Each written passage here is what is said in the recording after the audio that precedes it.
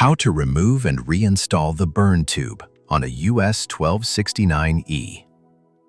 Using an Allen key, loosen the retaining screw located on the left rear side of the burn tube. There is no need to completely remove the screw. Once the retaining screw is loose, rotate the burn tube to disengage it from the retaining pin.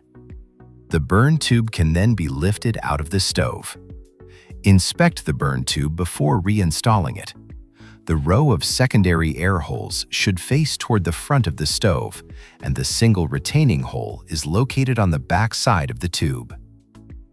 Reinstalling the burn tube. Position the burn tube inside the stove with the row of air holes facing forward. Carefully rotate the burn tube while aligning the retaining hole on the back of the tube with the retaining pin. The retaining pin must engage the hole as the tube is rolled into its installed position. Proper alignment is important for the tube to seat correctly. Once the burn tube is fully seated and locked onto the retaining pin, tighten the retaining screw with the Allen key until it is secure.